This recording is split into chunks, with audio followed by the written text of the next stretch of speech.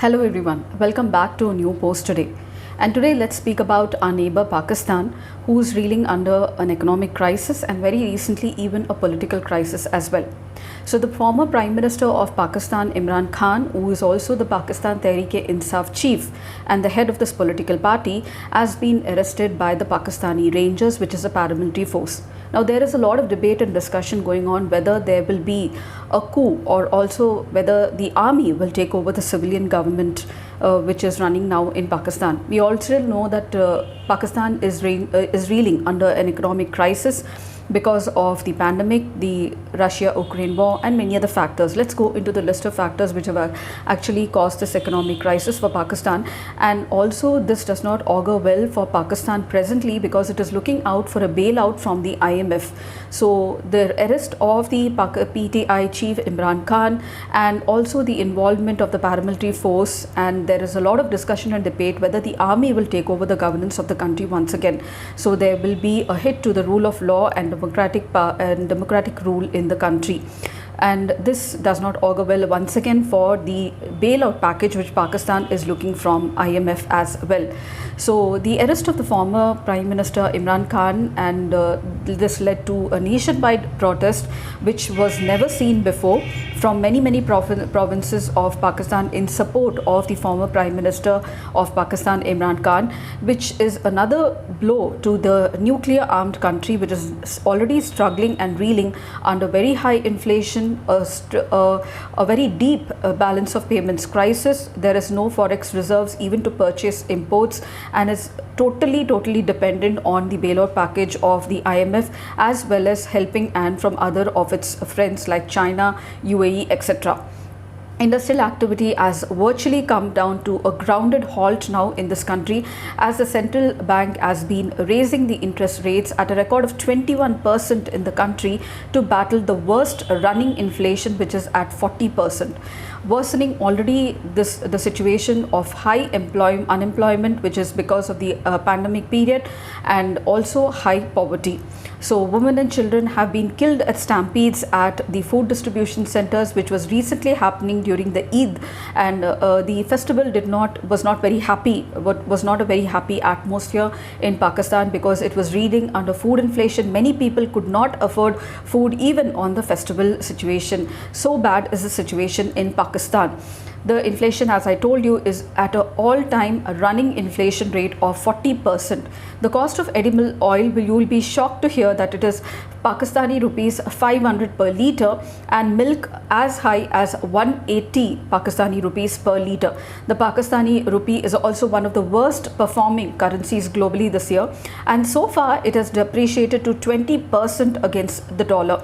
The reasons, if we just look into brief about this of the economic crisis, are the political unrest, lack of proper governance, the Russia-Ukraine war, the pandemic aftermath effect, poor governance, low productivity in the per capita in comparison to the low and middle income developing countries have also contributed to the balance of payment crisis, where the country is unable even to have enough foreign exchange even for its meager imports as well, which it consumes. Even for food imports, it does not have proper foreign exchange now.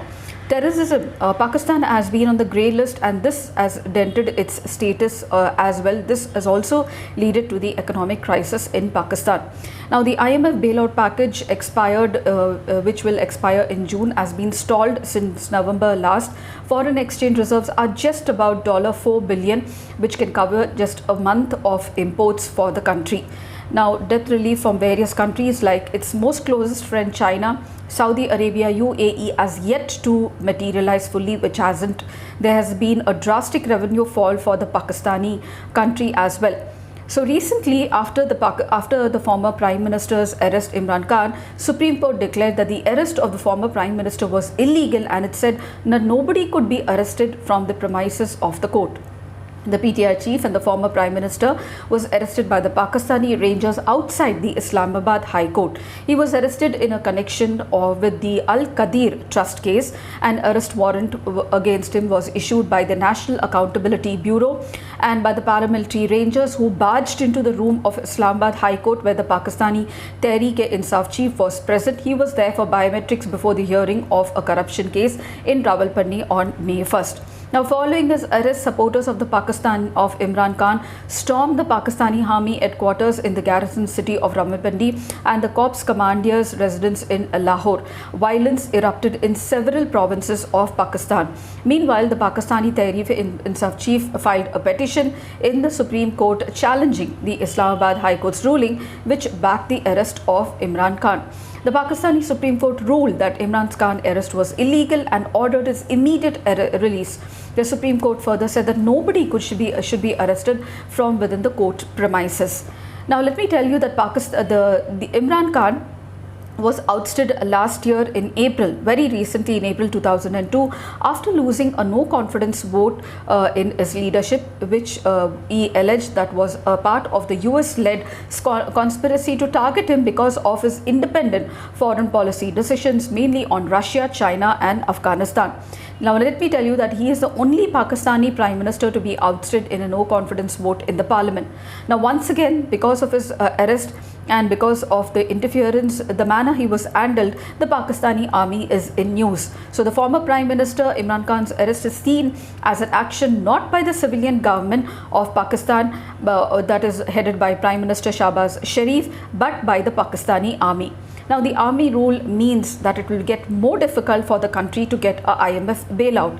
The danger is that if the protests continue and they could spiral out of control, seeing the present situation, the internet has been banned.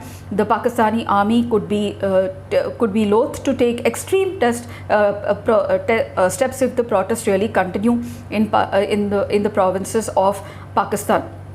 And the civilian government hasn't said anything yet, but deploying the paramilitary rangers and the arrest is seen that army is once again extending its arm and using the force without being identified directly.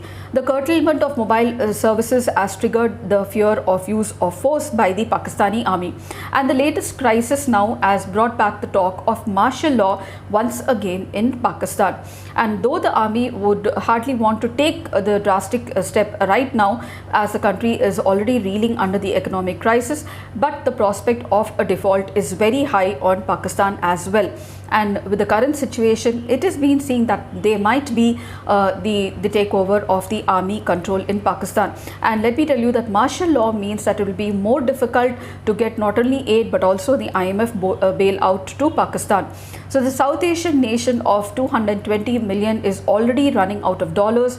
Inflation is high as 36%, and it is expecting IMF bailout. And this recent incident of the former Prime Minister of Pakistan, Mr. Imran Khan's arrest, does not augur well for this situation of Pakistan. So with this decision of the Supreme Court, we should really wish that the situation cools down and maybe everything gets streamlined. Especially there should be respect for rule of law, and there should be no army which governs the country. And this will only be come to know once the following days go by and we come to know what actually is happening.